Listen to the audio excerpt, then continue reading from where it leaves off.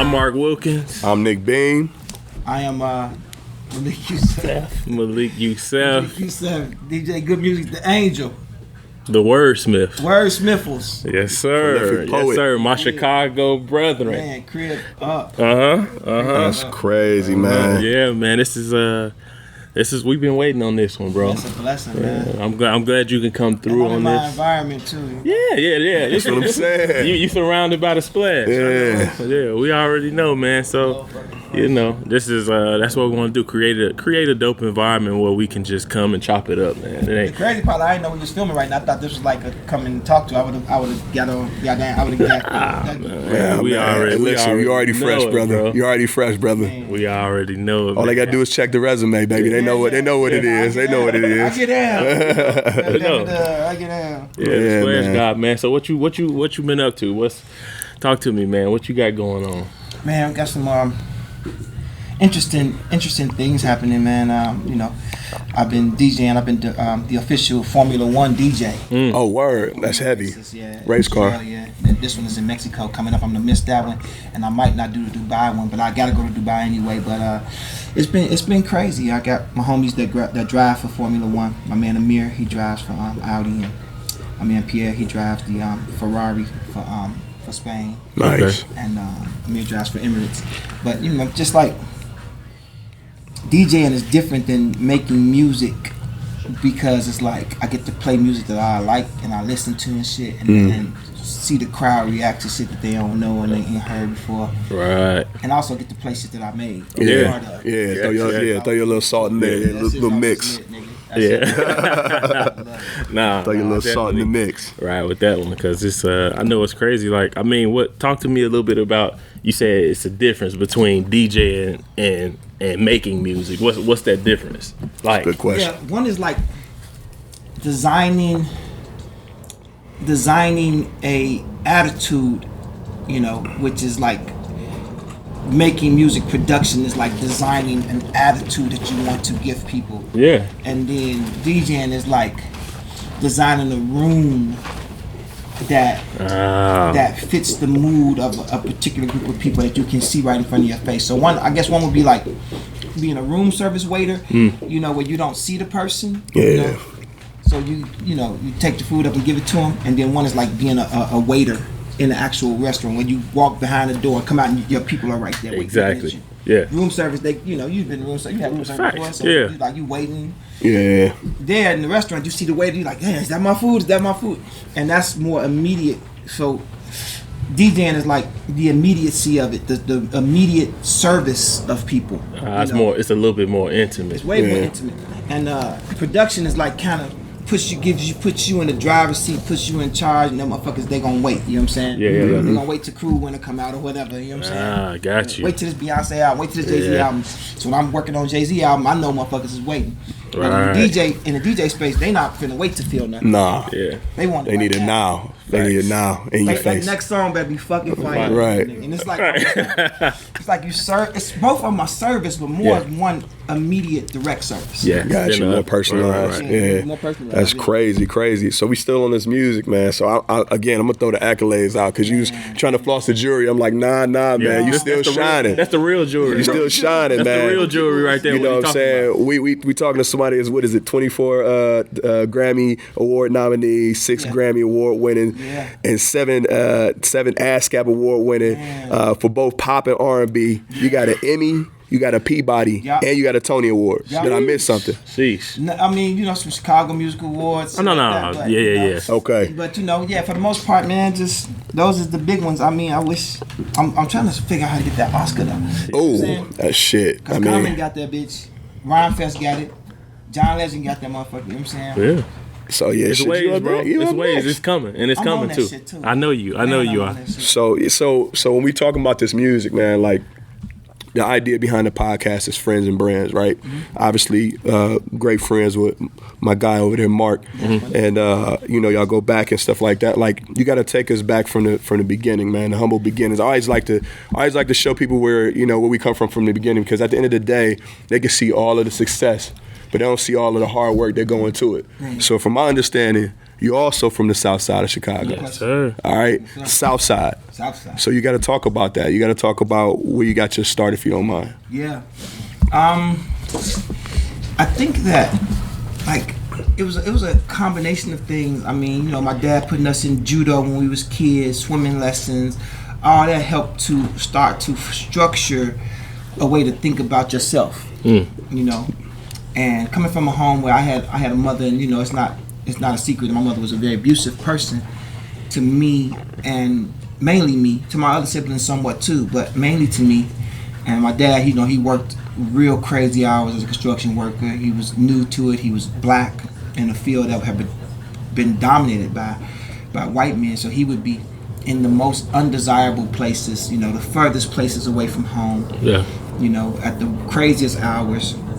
So he was not there to kind of guide or to kind of guard a little nigga, you know what I'm saying? Right. I had learning disabilities and challenges and shit. I stuttered real bad. I was terrible in school. My handwriting, you know, everybody made fun of my handwriting. My mother called this shit chicken scratch. 'Cause, I mean, that's what it looked like, you know. There was no compassion in her for that. And then, you know, I was just tremendously slow on the uptake, you know. So my father would call me slow-mo, and he was a young dude, so I don't know he understood what that was doing to a little nigga's spirit. Right. Yeah. So I immersified myself in an environment inside of my own mind. Where as I became a superhero, and I imagined what it would be like to be a superhero, and I imagined what it would be like to be free. Yeah. And that sparked my brain to work differently than other people. And I started designing I remember the first design I made was a superhero outfit in my mind. So I couldn't really translate into drawing because I had dyscalculia, dysgraphia, and dyslexia. So I remember designing a superhero outfit, and I remember it being like something that you could wear to work, and then also superhero-ize it, you know what I'm saying? Not like Superman, he tears it off. It was like, so what I designed in my mind was this dope-ass, like, cornflower blue suit. Yeah. With a red shirt with a white tie, which was pretty avant-garde. Not people just like that all the time, but then it was like weird, and it was stark in contrast. Right. And I remember thinking, like, contrast is what also makes fashion. And then I started thinking about the textures of the suit, and the suit was stretchy, and so on and so forth. And I started thinking about what materials could be stretchy. And it was crazy because what I remember is the rhythm of thinking it. And that also launched me into like this kind of melodic incantation that I had in my mind. Every time I would think something, I would think in rhythm and in rhyme. Which stems the music, the music and the poetry. Like I would read things, and I would read it, and I would turn it into a song. Which obviously took me this much time as opposed to a regular kid reading something take this much time. So fell behind in school, you know, and my matriculation process was horrid. But I was building this new thing nobody had ever seen. You know, a big, strong, fast nigga that was good at sports, good at all that, but also was like these beautiful melodies and these beautiful word combinations and so on and so forth. So I made the first Malik Yusef. There'll be many after me. There was none before me. There was no person that went from gangbanging at 12 years old, also was a Boy Scout at 10 years old. You know what I'm saying? You know, you was on both sides. Then, you know, also joined the army. You know, all this shit that I just kind of made this hodgepodge of a human being, but all from the south side of Chicago. Yes. That's crazy. More importantly. More importantly from the south side of Chicago. I got into like the environmental shit because, you know, like I'm like one of the world's leading environmentalists or whatever, as far as I think it was like, it's me, Megan Thee Stallion, as far as artists, it's like 5 of us. I forgot who, me, Megan, this kid named DJ Cavum. It was like, these are the 5 leading musical environmentalists in the world, blah, blah, blah. Yeah. And it's like, because we used to collect cans. My dad would get fired a lot. Yeah. So we would collect cans from like these political rallies and stuff. We'd go in 11 o'clock at night, little kids, 9 years old, and shit, and go take all the cans and shit, take them, trade them in for money, you know. That's one thing, man. I learned. My dad had a bad wife, man, and she's the foundation. Female's the foundation of everything. Word. You got a bad wife, you're not gonna go. Yeah, facts. That's facts, bro. That's facts, man. You can that shit up, Joe. So that's kind of like where it started at for me. Just like in that space of just all this hodgepodge of stuff being put in a pot that seemingly wouldn't go together, but nigga add heat to it, you know, a little flavor, and all this shit started to taste like gumbo. Gumbo. Hell yeah. That shit is kind of like, instead of a salad or the diversity of a meal, like this became like goulash, man. Yeah, bro. And it became me, and it was so important because I was able to help people and do all that. And I think that like the fashion shit came from that moment when I designed my first superhero outfit that was like also perfunctory. You know what I'm saying? Yeah. Also, you could go to the office and shit. Right. And then just be like, oh, I'm superheroizing in my actual clothing. Yeah. Right. Just being able to do anything in that shit. Like jump over shit, flip, the shit stretch and move with you, almost like it was like symbiotic almost. This is before I knew about the symbiont suit with Spider-Man and shit. So yeah. Word. That's dope, bro. That's dope, man. So talk to me a little bit about the state of music specifically in our hometown, Chicago, right now. Like the state of music and like where you think that's headed, and like the background on that. Yeah. So music we understand music is organized noise. Yep. Okay. So the humans naturally make noise. Mm-hmm. Okay. It's been theorized that we sang before we spoke. You know, look at the environment around us. Everything sings. Everything kind of has like a resonance. So words are not germane to everybody, right? You've traveled, you know, in Korea, English don't mean nothing. Yeah. You know what I'm saying? Really, it don't. God damn it. Even in Mexico places, English don't mean nothing. You can make out some of the words, but the more divergent the space is, the less the romantic languages mean. So when you go to Germany, it literally is a different code. That's what language is, the code, right?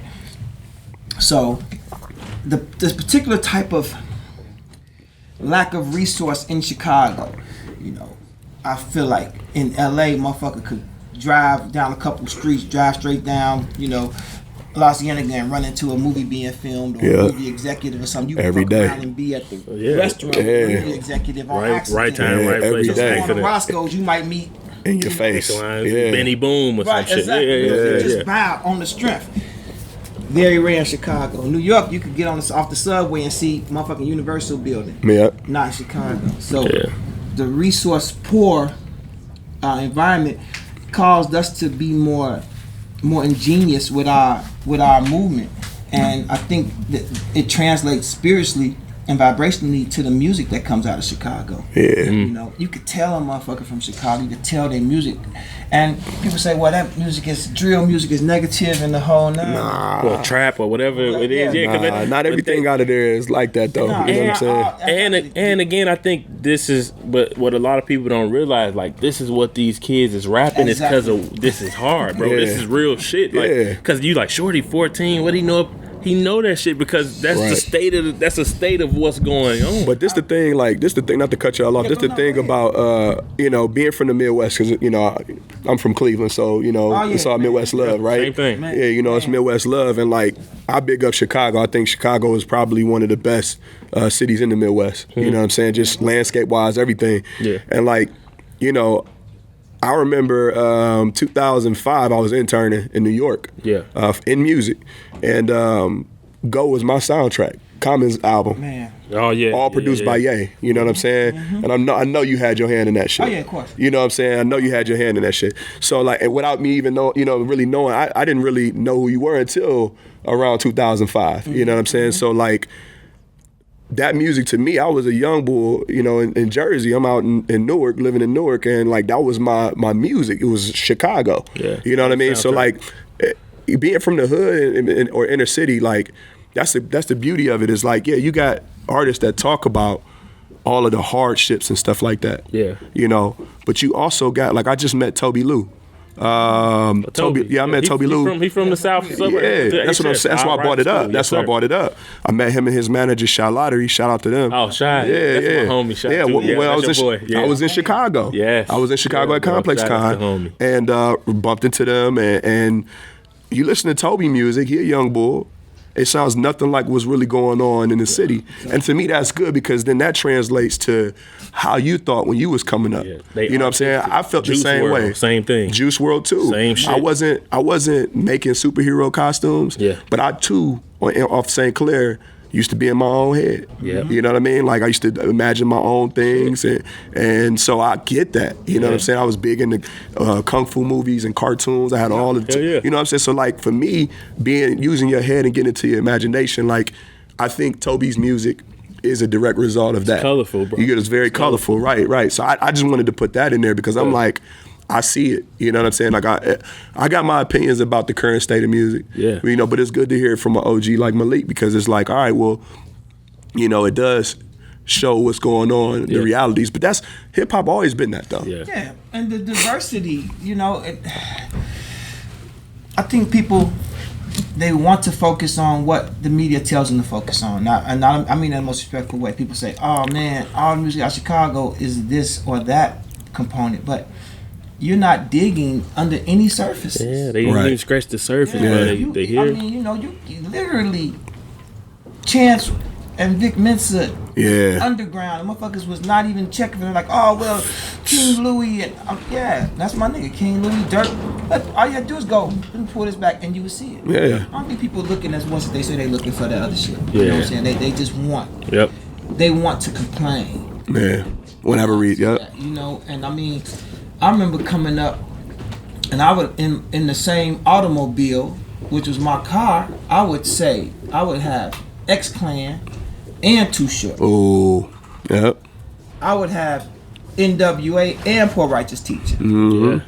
I would have Ice Cube and Digital Underground. Yep. In my playlist. Yep. That was obviously just video. I mean, just cassette tapes. Yeah. And I think I see that diversity existing in these kids, you know what I'm saying? I don't feel that we stuck. Nope. I don't feel what people are saying that we stuck. I do understand corporate music is promoting the thing with the most shock value. That's their job. Yeah, it's a whole nother conversation. It's just a whole nother thing. I mean, we can go there, but you know, if you perform any amount of due diligence, you're gonna find a plethora of people. I mean, look at the Sister Rhapsody. I remember Rhapsody killing it. Yeah. Ninth Wonder. I was at the New Era hat store in Atlanta, and he was telling me about her. And that was a while ago because New Era's the hat store been closed now. Okay. He was giving me the script on her then. That's crazy. Yeah. You understand? Ninth, Ninth a whole nother beast too, man. I got this. The question I got for you too, man. Like, with all the things that you accomplished, like who? And I want to ask the question the correct way. So forgive me for ignorance, but who discovered you, or how did all of the good music transpire? The Taylor Gang, like I mean, obviously, I think Taylor Gang. I can honestly speak that kind of just came after the fact. Everybody was like, "Yo, I need to gravitate toward this brother." Yeah. You know what I'm saying? But like, where did the good music, or what record label, discovered you first, or who did you approach? Like, how did you come into the music game the way you did, and had a stronghold? I became a Blackstone at 12. Okay. Right? And that was a very unique space in my neighborhood in the Hundreds because it was mainly GDs out there. Mm-hmm. Facts. Even like one block over was that led to the all GD neighborhood. Then one light over, one across the light, that was all GD. The school I went to was in GD neighborhood, and then the block. So it was just we on the island basically, like a couple blocks. But because it's so concentrated, you got everybody has to be more accountable. So we had the reputation of like fighting for our life, basically. Yeah. And I think that was a way people started saying like, okay, Malik. They gave me some popularity, and once you get popularity, it gives you a platform. You can do a lot of things from it. I used mine to get on hella bitches. You know what I'm saying? Facts. I mean, that. I'm hot. Yeah. My name hot. I'm hitting bitches everywhere. Right. And then, but that also brought me into neighborhoods where I had to defend myself, which helped the legend grow. Yeah. So people started having me. So it was a big war in Chicago in '93, and it was it was the highest murder rate in Chicago history. Yep. And I was depressed. I mean, it was the first time people was coming on our block shooting and shit like that. It never happened before. We had shootouts. What block exactly? 27th and Wallace. Oh, okay. Yeah. So it was people coming from Inglewood. They was pressing on us. They kept hearing like, okay, y'all think y'all tough? So it was like day in, night out, just the pressure of the city. All the GDs just was focused on us, man. Not just the ones in our neighborhood that we knew, but it was strangers too. Mm-hmm. But coming to the end of the block, shooting in the air because they didn't know where house we lived in. So it was like missions being put on us and shit. You know, my brother was on the front porch one night and motherfuckers pulled up in the alley. Probably was going to folks' house or whatever we thought. So we weren't paying no attention. And we just had a whole day of gang banging. And motherfucker with a silence on their shit. Pop, pop, pop. Missed us and hit the house, but they spared off. You know, I mean, it was pretty rough, you know, as like having the reputation of being a goon and being a killer. So shit like that was to be expected. But it put me into writing poetry. Put me into like these brilliant soliloquies that start coming out of me. And as homies would be changed over and we'd be at their gravesite, I would do poetry. It's heavy. That's deep. And people start to notice. And there was this, the winter time came, so things subsided somewhat. And, you know, I was known for having, you know, that pure cocaine.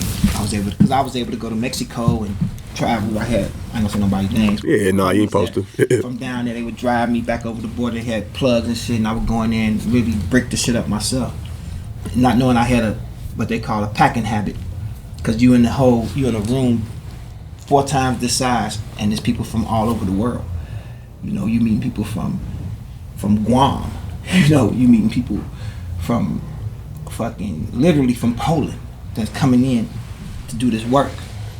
And cocaine, you got a mask on, but the shit is getting in your eyes, getting in your ears, it's getting all in your pores and shit. So I would come back home and be spending money like crazy for 4 or 5 days in a row. Right. Yeah. You know, too young to really go to a club. We go that motherfucker anyway.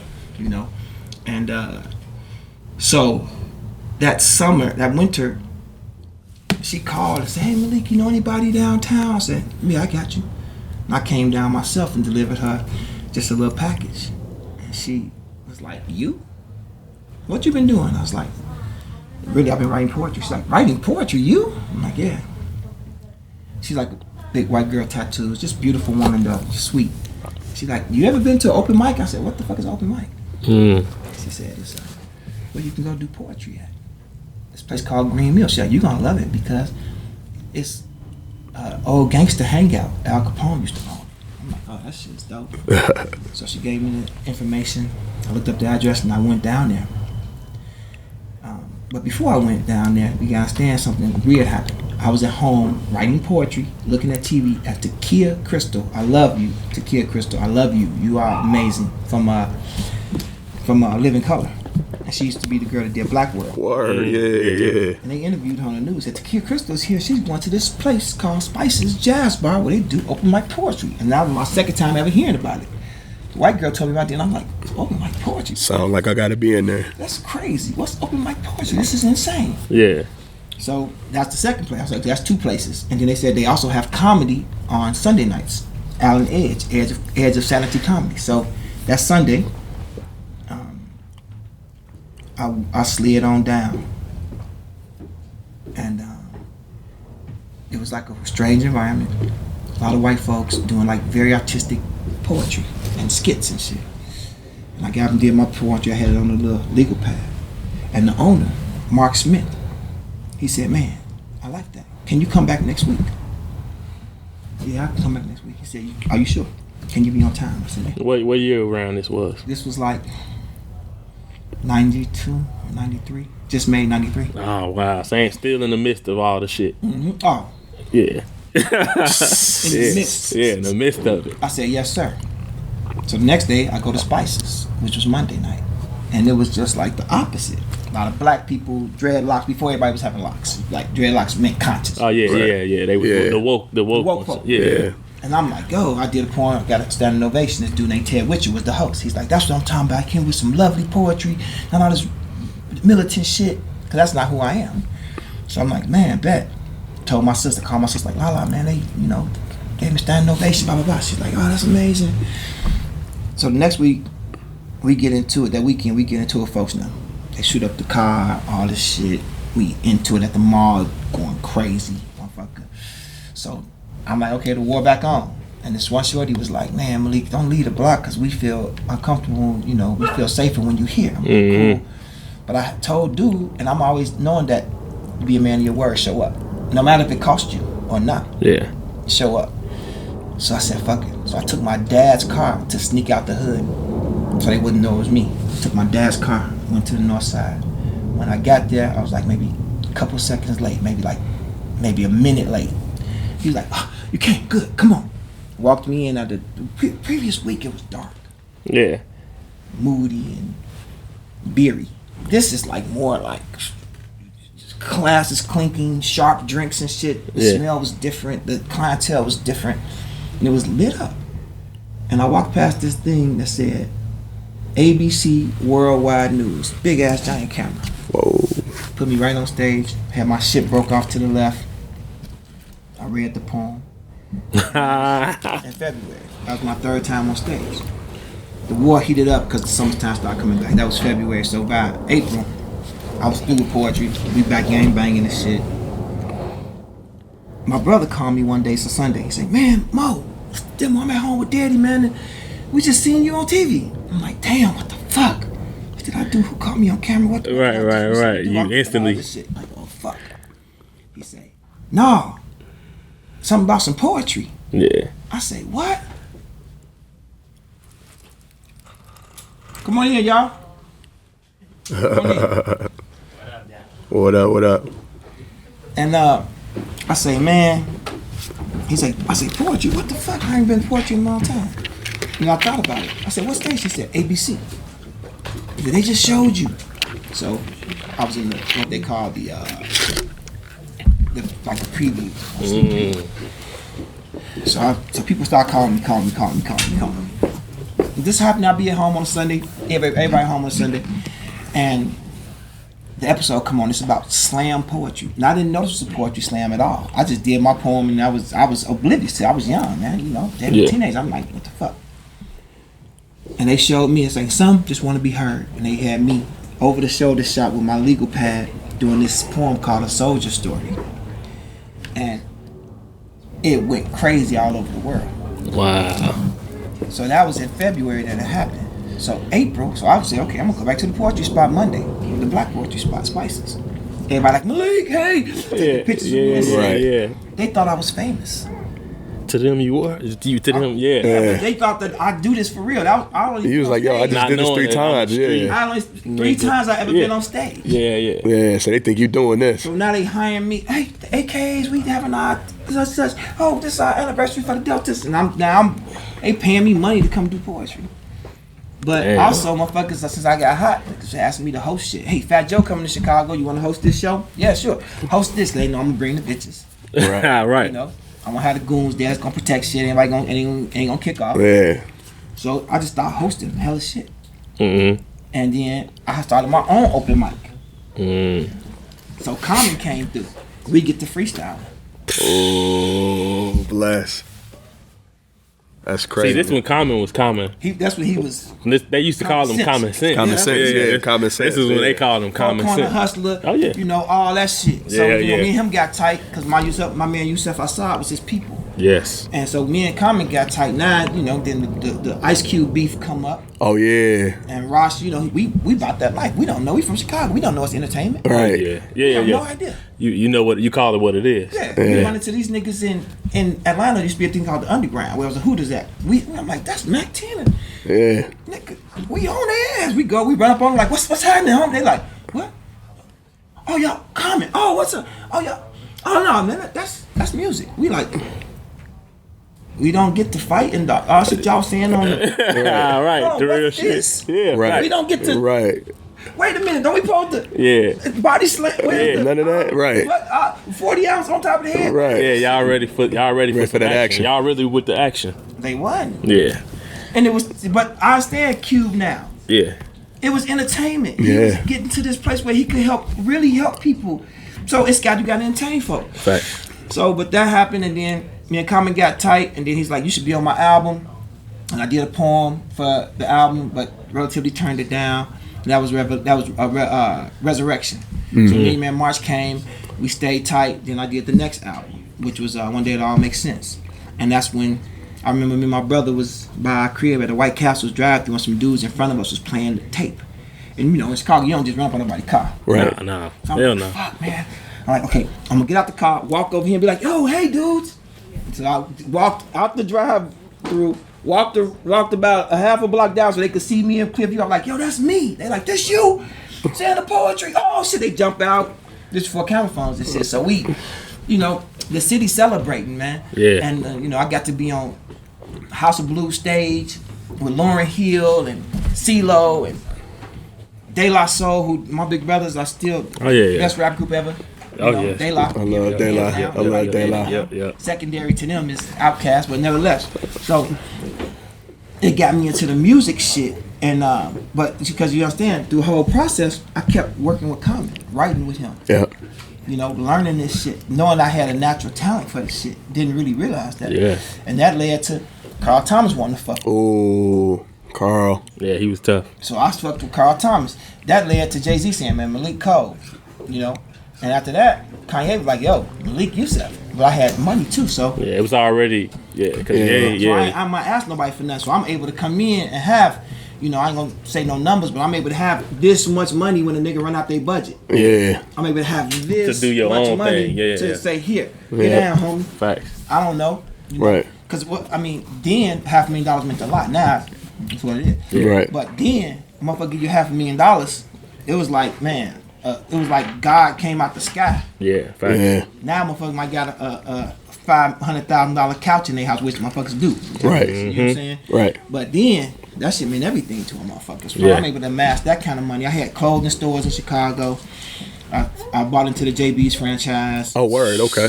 Yeah. I opened up a store in the mall called Titus Big Guitar. Had all the basketball players, all the football players. Time they come to the city, they come fuck with me, Sean Marion. Shout out to my niggas from Chicago. Yep. So, and you know, I'm having the polo account because I was heavy into polo, and the motherfuckers knew that. So the them niggas was thinking like Malik is a low head, but I'm just a fashion dude. Yeah. You know, so I'm Louis Vuitton crepe soles before niggas even knew you could go to Louis Vuitton and shop. Yeah. You know, Louis Vuitton ready to wear in Italy and all that. I'm 19 years old in Italy. You know, Heavy. I'm the first heterosexual black man really going to Fashion Week. This is back when One Eye Jacques and them, you know, was running the street, and they'll give you a closet to do your shit in. Basically, that's crazy. You ain't pay them, they gonna take all your samples. You gotta pay them to get them back. So, you know, now it's Paris is civil, but back then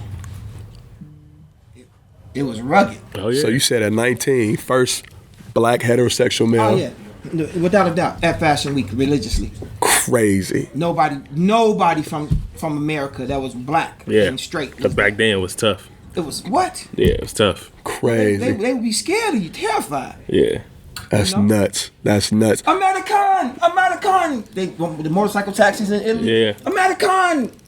That was the tough dudes, so they let you ride, but the regular taxis wasn't letting you in. That's crazy. I was terrified. You know what I'm saying? So that's how I got into the MCM. You know, I used to own the MCM. Yes. So Serge Benet, who was Tom Ford's mentor, was doing the jewelry for Gucci. Right? So he had the only 3 independent Gucci shops in the world. Yeah. That's crazy. So you would drive down from Paris to Lyon. Right. And he popped the license from Michael Kromer Munich. He popped the license. So after Michael Kromer, you know, left Louis Vuitton and started his own shit, you know, MCM, which was Michael Kromer Munich or Modern Creations Munich or whatever, and he flipped the colorway on it. he got rich as fuck fast, and went into a torrid dope habit, whore habit, and every other vice that you could imagine a motherfucker had. Oh yeah, with money too. Food. I've had all them addictions too. You know what I'm saying? Yeah. When I was 18, I was on pills. Yeah. Vicodin. 18 months. Didn't even know I was addicted. Yeah. Don't know. Vicodin every day. That's crazy. Yeah. Sometimes twice. Sometimes 3 times. Depends on what day it was. Vicodin. Till the lady told me, she's like, you a dope thing. Yeah. I'm like, no, this is prescription. Like, I hurt my knee. Yeah, you right, trying to. A year and a half ago. Right. You know, Got a headache. then that led to alcohol, food addiction, sex addiction, violence addiction, all those shit. All together. vices, man. All that shit. So same thing happened to Michael Chroma as a grown man, but he went bankrupt. And if you go bankrupt in Italy, man, you might not be able to come back to the country. I've heard that. I've heard that, especially when you in fashion, doing something in keep fashion. the money, but don't come back here. Don't cross this border. Yeah. So they was able. So a German company bought his rights, bought him out of debt, and then they was cool with Surge. Yeah. So Surge got the licensing for North America, for Canada and U.S. And he did the Golden Gene. And I bought into the company. Me and my boy bought into the company because we had the sales and marketing shit. We was already doing shit for like Carl Kanye and BT Exto. He said Pelly. And Pelly. Yeah. And Busta Rhymes company, Bushi, so all that shit. So we bought into that shit and took that shit to a $42 million company in 1 year, from spring to spring. That's crazy. So you was moved. You're in the workings between the music and the fashion. So like, is it really safe to say like you really kind of paved that way for the? That didn't really exist like that. Yeah, early '90s. No. Yeah, I had Ralph and Perry when they came out of rehab. Did RP55. Yeah, RP55. I remember RP55. And all that, they did all that. And they did Tips thing, a coup. Mm-hmm. You know, so and Averex, all that shit was before that. Exactly. Play Clothes, they the ones that's over Play Clothes right now. Yeah, shout out to Push. You know what I'm saying? He's doing his thing. So I've been in that shit. You know, I've been getting $90,000 checks from Pelly for marketing. That's crazy. Me and John Monopoly was going to Magic, cleaning up like motherfucking crazy. And that's I crazy. Still held on to the street. Yeah. And I remember I left the street and the money went down so fast. I called my brother one day. I said, man, I'm gonna come over and holler at you on my. I went over there. I said, man, I want you to pray with me. I gotta go back to the street, bro. Like, you know, you go from making $200,000 a month to making $20,000 a month. It's like cardiac arrest. Yeah, for sure. Hold on, what? Them luxuries have become necessities and shit. Yeah. So and that's what people don't understand. That shit. That like how so and so got all this money and he depressed. Like you don't fucking know. You don't know, but yeah. Taking care of so many people. Exactly. Taking care of so many people. Like I said, I really started selling clothes in my living room and getting the freights hit and selling clothes to the Korean stores that couldn't get the accounts. They couldn't get cross colors and shit like that. Back then they wasn't selling that shit to them. So I'm in this bitch with all the licensed apparel, all the, you know, the Nike or Bulls short set t-shirt and short matching short, you know, all that shit. I'm selling that shit out my living room. That's crazy. You know? But this is just how it gravitates, because once you activate a certain kind of energy, not only do you project that energy, you attract that energy. Word. That's why you gotta keep a positive mind state, no matter what you're going through. You know what I'm saying? Somebody that can help you. I probably done get loaned out in my life $40 million to homies. to 2,500. I'm Malik. I'm gonna die. Hey, my phone, my rent, my car notes, my car broke, my lights broke, my lights off, my pipes broke. You know, loans. You know, maybe let's say 50 million. Yeah. Let's say 50 million. And the most I ever made in 1 year was 15. So I never had no whole bunch of money. Right. You know, this motherfucker doing 15 million in 2 months now. Yeah. A couple shows now. Yeah. You know what I'm saying? Couple of deals. Especially out here. I sat next to Cardi B one time. She made $8 million in my face in the 2 hours. That's nuts. Yep. On her fashion deal with Fashion Nova. Oh, Fashion Nova, yeah. I'm sitting there with her. She, oh my God, we killing. Yeah. Richard, that's my man. He on Fashion Nova. That's my boy. Oh yeah, he clean. He made a killing. Cleaning up. I've been knowing him for years when it was rough for him. Yeah, he Oh, cleaned it's it nuts. up. rough for him. So, this is the kind of thing when I'm talking about, people be like, it didn't work today. The day Yeah. you plant the seed ain't the day you eat the fruit. Right. And That's real also, shit. too, being a millionaire don't make you rich. That's word. Yes, sir. That I is say word. that That's all big the time, facts. man. Speak on that a little bit. What you mean, man? Because they might have They just went over their missed that. head. They definitely went over their head. I hope people understand this. If you chasing money, you're gonna be chasing forever. Because money is a set of numbers wrapped around the planet in the ethers. Yep. Facts. It's never ending. So you're gonna never end your chase. Yes, sir. You ain't gonna never enjoy your life. And then the moment you do stop to enjoy your life, it's shit gonna fall back to its natural space. You don't. I remember Drake said, he said, just enough, cause too much will kill you. That's the mixtape, wasn't it? Yep, that's So Far Gone. That's off that So Far mixtape. Gone. Yep, that's off that Let me So Far tell Gone you mixtape. I learned this at a very young age, 17 years old. The lottery will kill a dope fiend. Oh hell yeah. Oh yeah. Oh Hitting yeah. the lottery will, cause you can get all the All the drugs you want. for the drug no more. Yeah, you just paying for the addiction. Not exactly. You You yep. ain't going through the process no more. So all your shit is consuming. Yep. And consumption is what the murderer is. You could dig your grave with a fork and a spoon. You know what I'm saying? Man, I was so unhealthy, bro. When I was having all that money at a restaurant, breakfast, lunch, and dinner, sometime a snack, drive, different bitch every night. Right. And you already know when you going through the women, they want to eat too. Yeah. So what you gonna say? I ain't hungry, but you Yeah. can go ahead. You gonna take them? You gonna take them to? Yeah.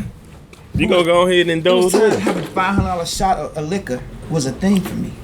Jimmy McKellen, $500 shot of liquor. Stupidity. It's not smart at all. Nothing smart about that. But I also say this too. If I've been making $15 million a year consistently, I'll be dead already.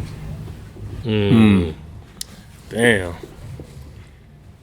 Having $1 million don't make you rich. It makes you a millionaire. And that's a thing called a poor millionaire. Mm-hmm.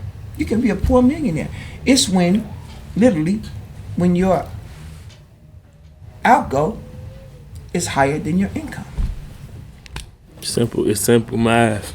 But we've been in a hyper materialistic culture for so fucking long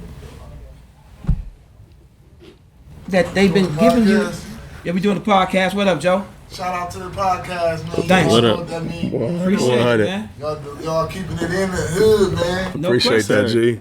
Shout out, me- Shout out, 100. bro. Yes, sir, bro. What's your name, Joe? man. Alley Boy Q. Ali Boy Q, what up though? Yeah, rapping, man. Next All week, right. you're rapping. Hey, Alley Boy Q stopping by. I love it. See, this what y'all doing is this so. That's why this is so rich. Yeah. And so we got to change the definition. Well, no, we got to go back to the definition of what rich means. Rich don't mean nothing. Ain't got nothing to do with money. Rich Yeah. has nothing to do with the money. Word. You might have to go ahead and say it. Go in. Rich is about quality of life. Yes, sir. But you've been so misguided and misinstructed by the media machine at large. It's been showing you this opulence. Opulence and rich is not the same thing. Luxuries can be categorized in different arenas. A luxury for some people is to be able to play frisbee Yep. That's real. twice a week. Yep. Yep. That's a luxury. You know what I'm saying? I know a lot of people that's in here that's getting a lot of money, way more than me, that be like, man, I don't have time to think. How can I get out of this cycle? See, now that I'm into like Silicon Valley and shit like that, I'm seeing like, whoa. But I always knew it. Because I remember when I was a shorty on the road and I was making money, people always say, man, Malik, yeah, he ain't never sold a pack in his life. He always been selling keys. People say that. But let me tell y'all the truth. I never said this before in public. Yeah, my first time I moved 10 keys. Guess what I got per key? $100. What? That's robbery. Shit, 15 years old. I mean, yeah, you ain't know no better. Ah. You don't fucking know. Yeah. Yep. They strap you in that car. Shit. Could have did life in prison. Hell yeah, for fucking $1,000. $1,000 grand. $1,000 fucking dollars. So yeah, I only sold keys sound good in music, man. In real life, nigga, I got $1,000. Yep. $1,000, bro. Listen to me. When I tell you that the dream people be chasing, fame is a poison, man. But all medicines are poisons as well. If a medicine can't kill you, it can't be called a medicine. Damn. That's the gym. I hear The you. same thing that heal you got to be able to kill you. Arsenic is a medicine applied in the wrong dosage, in the wrong health state, The wrong way. in the wrong manner. Kill you. It's over with. Some medicines are oral, some are intravenous, some are cutaneous or subcutaneous. You got all these different ways you got to look at this shit, and money is not a cure-all. Nope. It ain't the answer. Throwing money and shit, boy. You see what happened to motherfuckers that get a whole bunch of money and say, "Well, I can cure everything with money." You Nah. wind up being dead. Yeah. You're gonna kill yourself.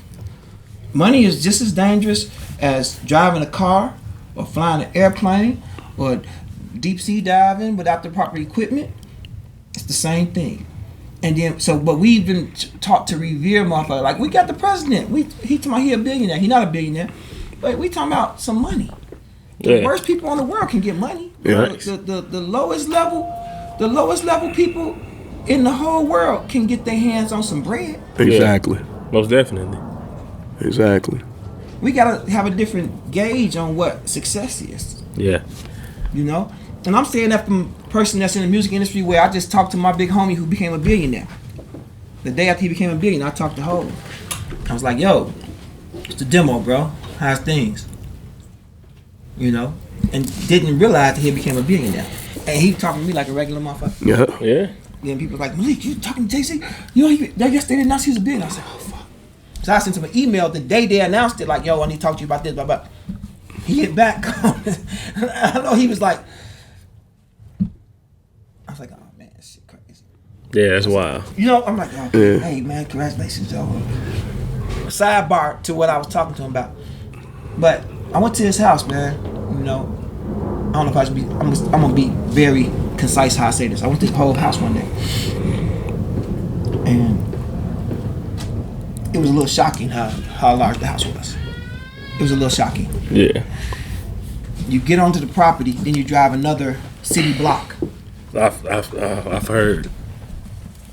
I know it's unbelievable. Another city block to be in front of the residence, which has a basic football field in front of it. Yep. And you park in the carport, and there's two security guards come. First, one security guard lets you in, another one follows you up the drive. Then two come get you and walk you into the house, which is the doors is probably 14 feet.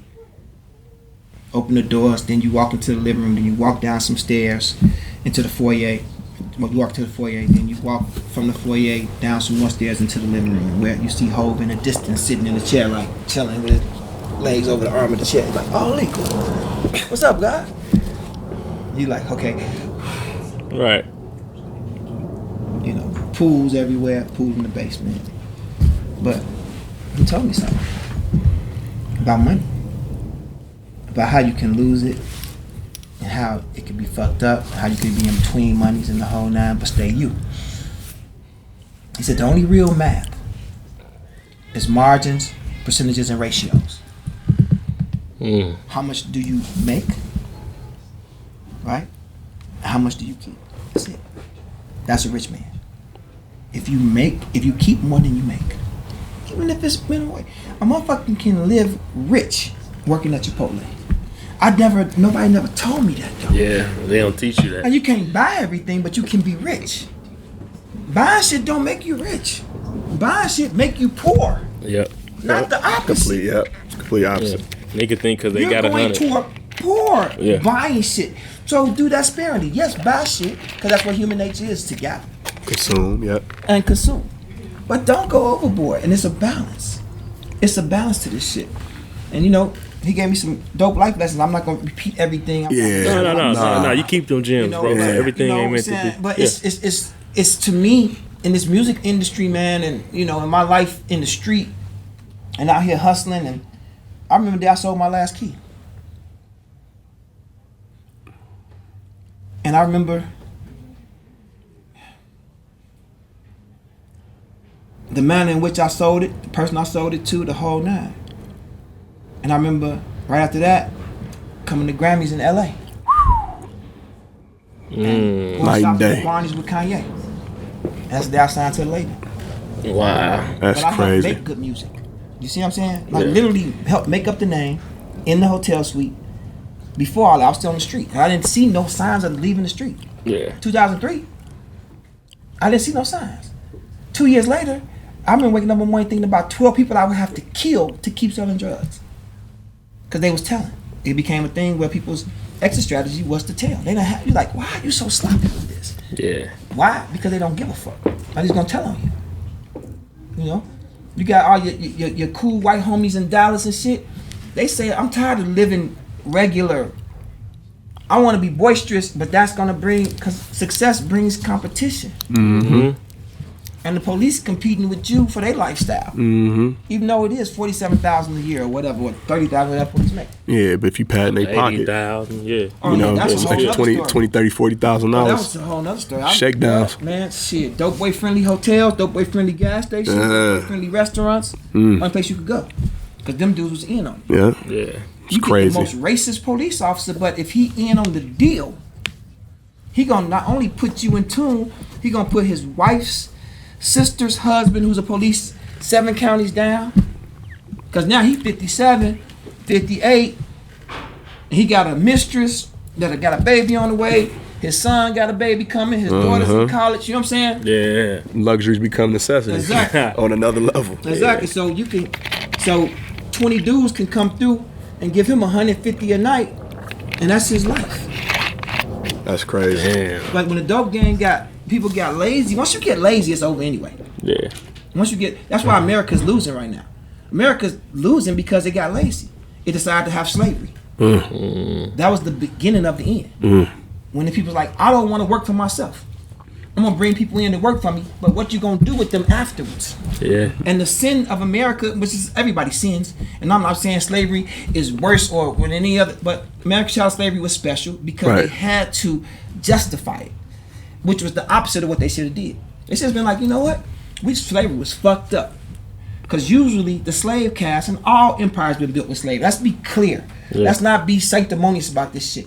Every large empire has been, Dubai was built with slave labor. Oh, 100%. They've been publishing articles about that for a while. Facts, man. You know? They were just talking about that in Brazil too. They was talking about the controversy behind the Olympics, and then the glitzy side of the Olympics. But then you got the impoverished side, places you can't go. Same thing in Dubai. Yeah. And but to America, but always through history, the slave class has been allowed to assimilate into the dominant culture, right? Through what? Religion and language. Religion and language. Religion and language. Religion and language. It's always that.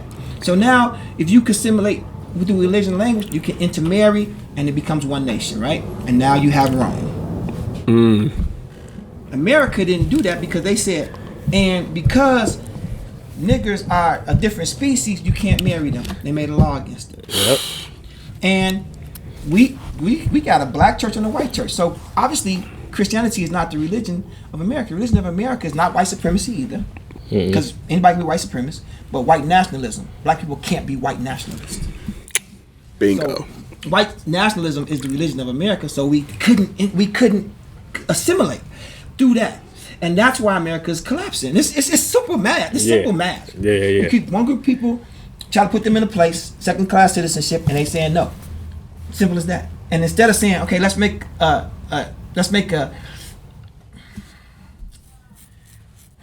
I'll say a thoroughfare or a conduit into this. It's not for everybody. Everybody ain't gonna be able to assimilate. Everybody ain't gonna be, and there's no ubiquitous way everybody is. Yeah. But if there's an ingress into the society and an egress from an impoverished state, that eases the attitude of the populace. Yeah. So when the dope game, listen to this. In the dope game, you have people that don't have the acumen to do entrepreneurial business. Be involved in the game that takes that exact acumen and work ethic. Shit. Right? So we go to a dope boyfriend. Let's say it's called the Buddy Hotel. Places that know what you They about. know what you're doing. Yeah. So you pay the lady, the nighttime clerk who live in the trailer park. Let's say trailer park. Right? Yeah. Because you in rural America. And she got 3 kids. Her husband left or died or went to prison. And she's making minimum wage. And she's barely making ends meet. Then she coming in and each one of us giving her $100 a night. It's 6 of us at night. Yep. Now she's working 5 days a week. Right? Do the fucking math, right? So now she upgrades to a double wide. She upgrades to a fucking double wide. She get her a nice young boyfriend. She get her some new teethuses. And they like, how you getting this money? So the little dude she fucking with, she like, yeah, these dope boys be coming through the hotel now. You know, I let them come in the hotel and do they dope business and they pay me. He like, oh, they do. So where the dope at? In the cars. Of course, he know. So he get all his homies. And these little white boys, they don't know how to sell dope, but they know dope worth money. Oh yeah, they know the value. They in value Pennsylvania, some motherfucking where they busting in your car, ripping your car while you upstairs with the local strip club girl or some shit. She may Be in on it, yeah. You come out, your whole shit been tore up. So you short 6, 7, 10 keys. And this happened 6, 7 cars. So the word get out. So that hotel, no more boy-friendly hotel, but the town is in trouble. So you see a motherfucker go to the car dealership and get a new Mustang, Bing. this shit blew off. Yeah. So now you got these murders happening in small towns. And people are like, so now FBI coming in because they ain't never had this shit. These little boys, they just like, okay, I got this much drugs. How much would you give me for? So they selling it to a savvy person. He's like, I'll give you 5,000.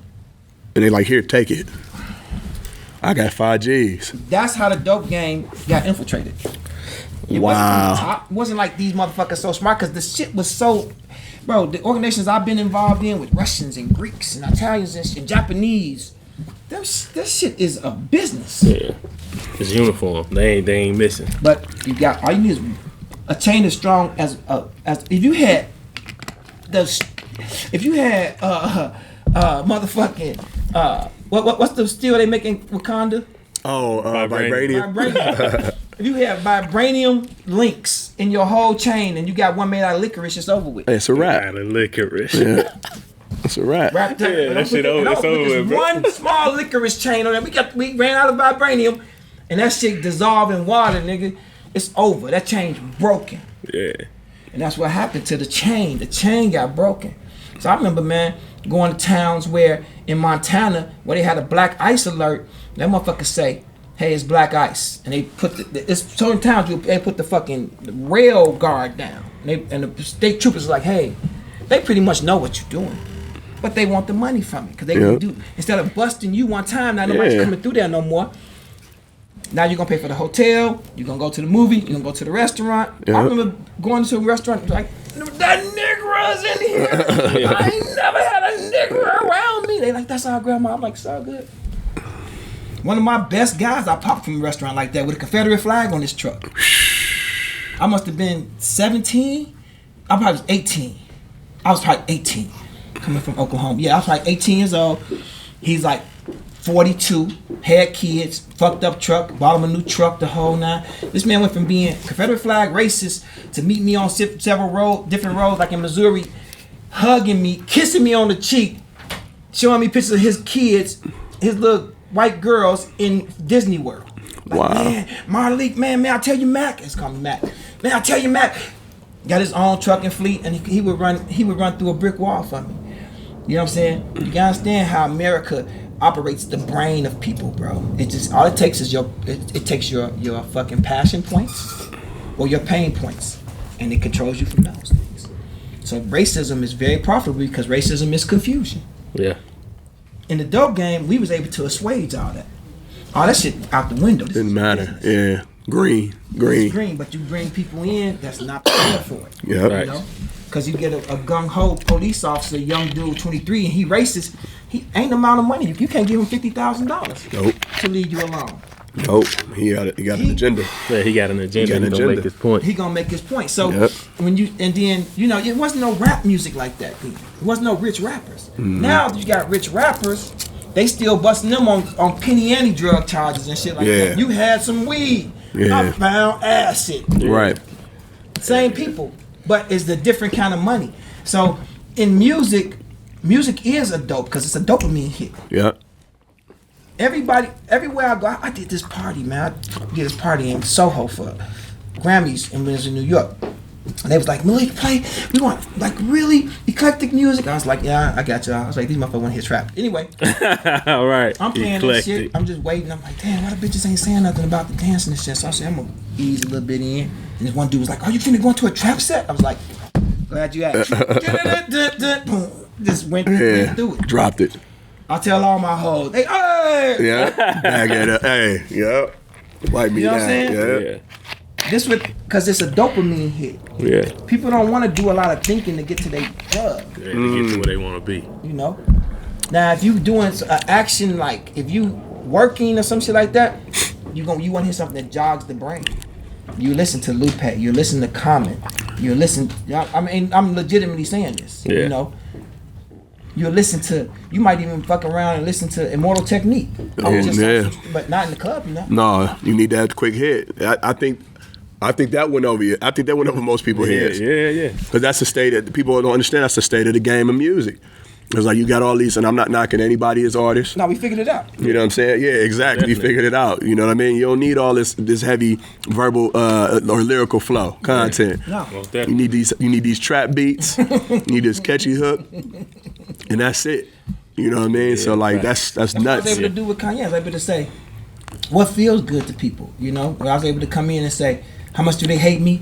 Very. Because I'm into kissing girls like Katy Perry. Do not try this at home because results may Very. I am never sprung, but I Springer, Jerry. Oh. Yeah. Because Kanye wanted to be like a kind of a lyrical guy. And I'm like, that's cool. I'm a lyricist too, but I know with this melody, I know what these bitches do, nigga. For real. On everything I love. I know, No, I know what facts. they. Yeah. I'm talking about walls. I had a bitch work for Goldman Sachs back in the days, man. Goldman Sachs.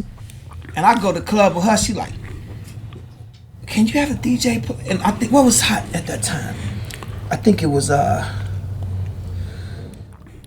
AMG? Who was, what? Dick Control? Gotta have Dick Control. I'm a little kid in the club. Yeah. She like, do they have AMG? This is an Asian bitch working for Goldman Sachs. That's crazy. I was like, oh, got it. This is what music, that's what they want to feel. Yeah, they Not want to that feel. she won't love Common when he come out, because Yeah. Common wasn't out yet. You know Yeah, what I'm yeah. saying? So But that's what she wanted to that's what vibe. and I was like, this is what people want to feel when they're in the club. They want to turn up. They celebrating. They don't want to have to sit down and be thinking about shit. So when I brought to Kanye that kind of energy. When I argued with Kanye about Gold Digger being the single, he's like, that ain't the single. Like, that's the fucking single. Yep. That's crazy. Yeah, see that interaction right there, because that was the single. Yeah. That's crazy. I argued with Kanye about singles the whole time. Gold Digger. What else? The one that I arguing about? Good Life. I still playing Good Life in the club. Oh, yeah. That's a hit. I'll take it. Certified. I'll play Jefferson's. Big old man in the kitchen, Yeah.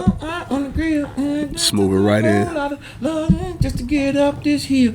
Now I'm up in the big league, taking our turn at bat. Long as we live, you and me, baby, and ain't nothing wrong with that. Welcome to the good life. Ah, they lose it. Oh. Every single time, bro.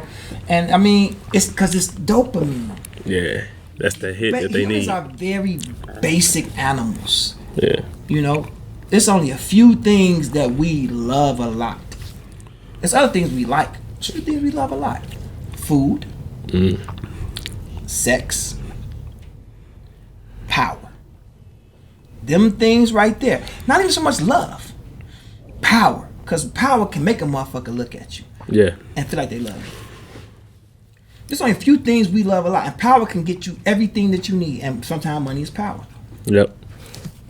So we got a very basic, operating system. Our OS is ancient, motherfucker. If the lights go out today, right now, if all the power just goes out, people gonna be like, oh man, what happened? But when it get dark, people gonna get nervous. Yeah. And if they don't come back on tomorrow, you're gonna already be nervous for the nighttime. Even though you got light now, you're gonna be nervous for nighttime. And people gonna get around the strongest male they know. This ain't nothing to do with gender. This ain't got nothing to do with sexuality. You're gonna get around the strongest Survival of the male fittest. you know. And those strong males are gonna form a team. And they are going to be the people that run the fucking kingdom. Period. Period. If you got favor with them, you win. If you out of favor with them, you fucking lose. Yep. You ain't got people like, well, you gotta learn survival. If the bomb hit, you gotta learn how to fish and hunt. No, know. you don't. All you gotta do is be like, hey, good fishing and hunting, homie. Bring it on over here. Yeah. Good job get it. fishing and hunting, my nigga. I'll take everything now. Right. Most All that definitely. shit is not real. Yeah. And I don't want to live in a world where I gotta kill people that's hungry. Yeah. I don't want to have my stockpile of weapons in case they try to come get my canned goods. Yeah. If the bomb drop, bro, I'm gonna get my kids and my wife, and I'm gonna stand under that motherfucker. Yeah. Man, I love y'all. Yeah, it's I been don't want to fun. live in a world where I'm shooting and killing people that's trying to get my water. I agree. Facts. Walking Dead type shit. I don't want to live in that world where motherfuckers is Yeah. and I'm until I run out of bullets. Yep, every day. Every day. All And day. It's just dead No people sleep. outside my little underground Yep. and we reading books and shit every day. I love books, but I'm not trying to read books every day. Nah. I'm not trying to eat canned goods. I want fresh vegetables, Yep. man. Yep. I want fresh water. I don't feel like getting the spoils of war. I don't want none of that. None of that shit, man. Yeah. Keep that shit. That's just all fictitious anyway. But anyway, That's my point to this whole thing is that music, man, is the most aggressive form of venomization as far as emotions and feelings go. Yeah. And I say that meaning that the reason why a snake doesn't crawl around your leg, wrap itself around the body, get in up to your face, spit in your eye, and rub it in. Because it's too deleterious. It's too many things that can happen on that route to do that. You might have a knife, you might be stronger than him, you might bite him. So he just say, you know what? I'm gonna develop these fangs and this motherfucking venom. Not poison, venom. Yeah. I'm gonna create this venom. Snakes aren't poisonous, they're venomous. I'm gonna coil up and I'm gonna lash out right here at that, and I'm gonna put this in their bloodstream and they're gonna get the fuck away from me. Yep. The most aggressive form of venomization. That's what music is. A 4-minute movie in your head is what a music is. You ain't gotta sit down and look at Denzel Washington, motherfucking do a song called Denzel Washington and tell you everything about Denzel Washington in 4 minutes and then play out in your mind, your visual cortex, you seeing it, because these not the eyes, this the eye. Yeah. Yeah. And the more descriptive it is, and you understand, scientifically, the brain registers melody in the same place it registers a woman's voice or your mother's voice. Mm-hmm. So it's gonna get more information per bit. Melody carries more information per bit than any other form of communication. And then you got the male voice, which also activates the visual cortex. You know, if you was in a dark room and somebody was like, "Yo, Marcus," you gotta think immediately. How big is this nigga? How aggressive is he? Your brain is working. Already. Like, that's my man. Oh, that's Leak. Oh, man. Now everything is good. You visualizing it. And then the melody is the information. So these two things marry together. That's why rap was bound to dominate the music scene. People, I don't know how they didn't see it. When I see it, I was like, hold on. You can have any beat you want and rap over it and tell a story over it. It's a rap. Yeah. You see Lil Nas. Uh-huh. Yep. You see what this little nigga did? Yeah, he went crazy. Country banger. What? Yeah. And it's just starting, bro. Speaking of, before we wrap this up, what you saying, Lil Nas? What is your favorite, or who is your favorite artist out right now?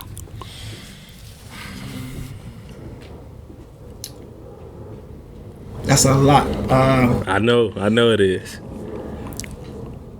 I'm gonna say it's a toss up between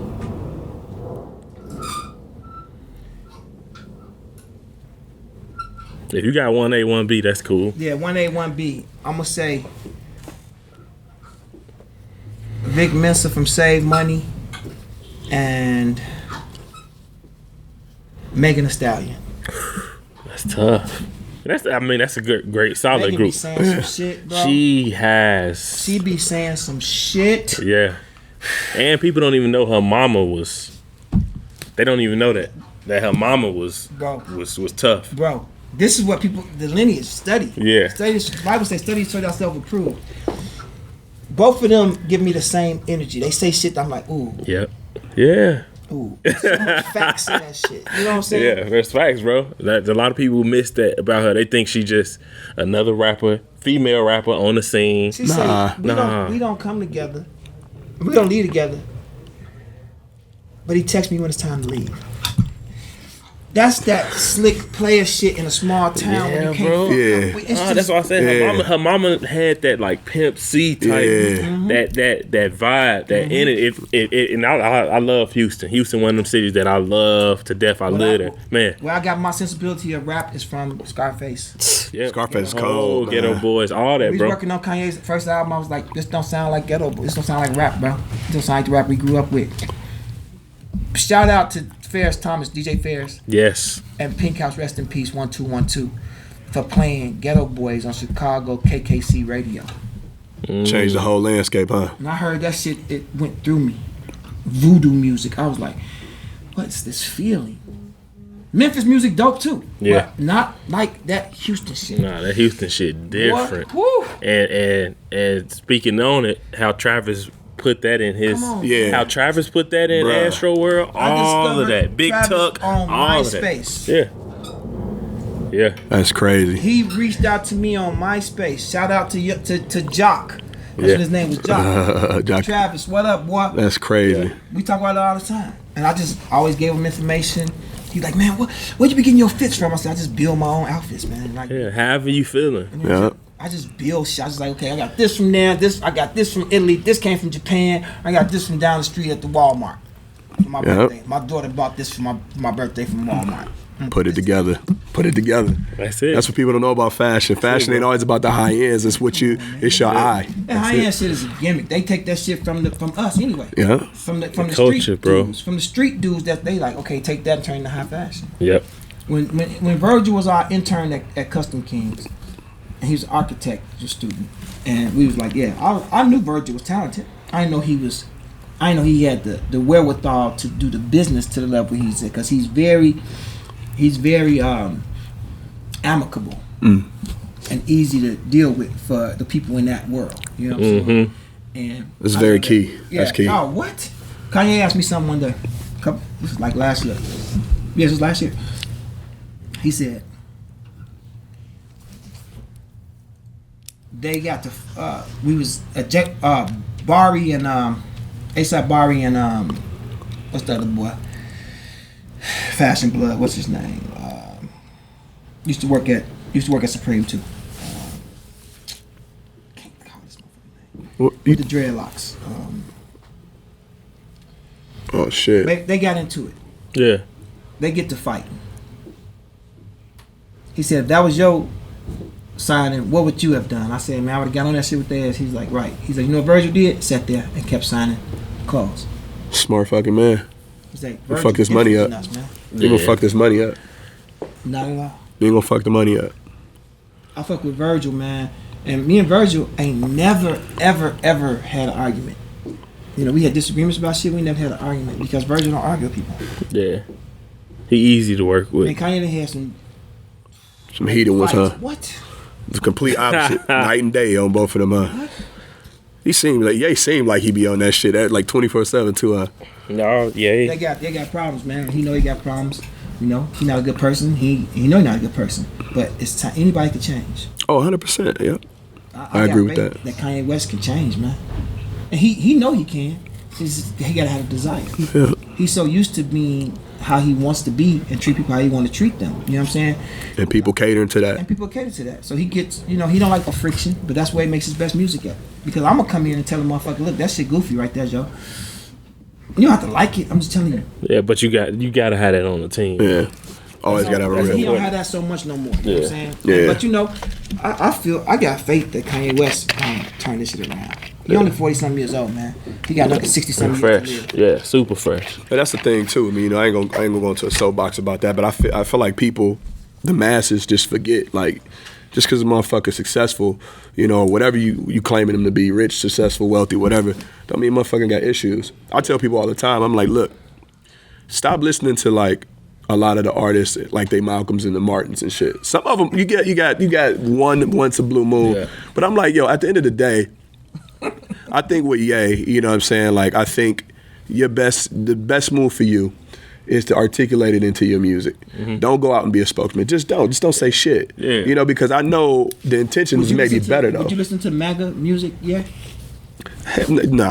No. So No. he can't do that. He know he can't do that. Well, He know he can't put that shit. That I wouldn't. Yeah, if he was the blatantly. You talking about the political ideology that he. Yeah, he's saying you ain't talking about the He's challenging the idea. the house music. Yeah, we've been seeing. No, he's saying "Make America Great Again." Yeah. Mixtape Volume 1 type Yeah. shit. He has to be. I'm You know what I'm that house music shit. I'm I said, I'm with that shit, huh? I'm with that shit. I think everybody with that shit. I've been about that shit to him. Like, let's do a house music joint. He tripping if he don't drop a house music joint though. Nah. But what I was saying was, I was just saying, like, I think, you know, when he was doing, you know, the Jesus walks and, you know what I'm saying, like, you just got to find a way to articulate it better, man. Facts. You know what I mean? But like, I truly feel like, you know, the man lost his mother.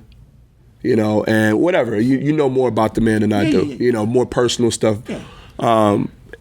He's still a human being. That's it. You know, he's still in this human experience. So I thank God for Kanye West. I love him, man. I wouldn't have this opportunity that I have in life. I mean, don't get me wrong, he ain't offered me nothing.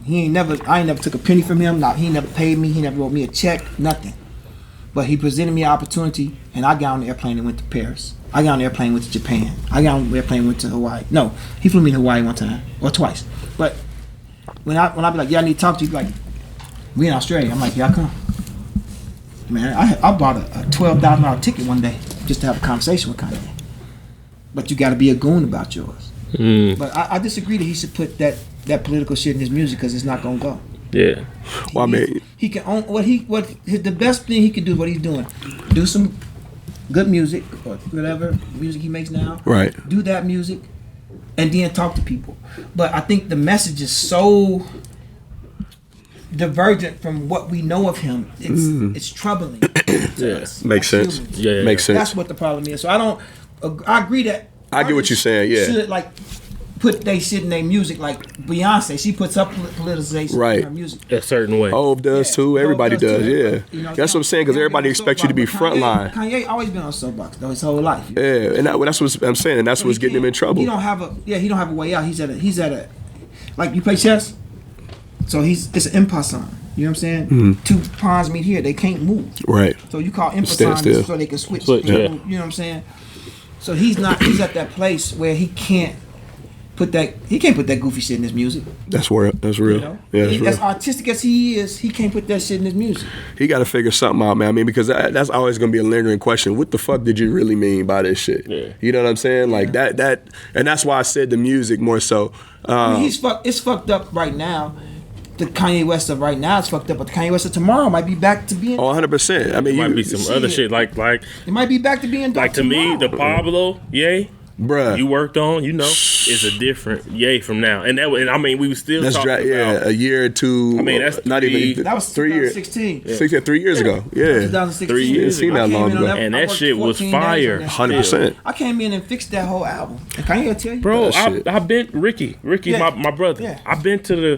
I was at the studio with the dry erase board. I saw what y'all was going through that shit. when I came in- no. I This, came in this, on that this. bitch February Like crazy. and Kanye played the album for me. Yeah. I said, Mike Dean and Plain Pat played it for me. And Kanye came to the studio. What do you think about the album, Malik? I said, I hate it. I hate it, man. He said, you hate it. I said, I hate it. He said, I want you to love it. Of all people, I want you to love it. I said, I hate it. Tear this shit apart, bro. And then Ricky said, that's what I was telling you. He said, Ricky, you ain't telling me that. I was like, Ricky probably did tell him that. No, Ricky another one. He gonna say what he gonna say what the fuck he So I'm wanna like, say. we got to tear this shit apart. We got 14 days. This came out 14 days. Let's go. Yeah. I had a car accident during that process and came to work the next day anyway. Because it was crazy. Yeah, the album was fucked up. You know what I'm saying? But that's what happened. You get a lot of yes men around you. You know what I'm saying? So, and it's comfortable. But ain't nothing in your comfort zone, nigga, that you need. Facts. Real, Facts. real shit. Ain't nothing in your comfort zone that you fucking want. That's why motherfuckers travel across the ocean, because they done ate all the lemons for the last 17 generations. Yeah. Pineapple time, nigga. Right. Let's go And it get ain't it. gonna be sweet going across the ocean, Joe. Right. Yeah. Well, hey man, we appreciate you coming out, Yes, brother. man. This is great. Hey, man. Blessings. Big blessings, man. Man, Having you appreciate here, the man. convo. Appreciate the time, This is a man. good thing y'all doing, man. I wish y'all, man, nothing but huge success and power, man. I beseech that the Most High God of the universe empower y'all and strengthen y'all to keep going. Yes, sir. You know, and inevitably things get hard when you go on an endeavor like this and you get disenchanted. But I pray your strength, and I pray your understanding with people, and you know, and be prepared for the upside and the downside. Always. Bitter with the sweet. Always, Yes, sir. bro. Always. Thank you. Love. Appreciate that, man. Yes, Appreciate sir. that, G. Blessings, man. That was huge. Thank you, man. Damn, that shit. I was like, man, we probably could have went for another 3-4 hours.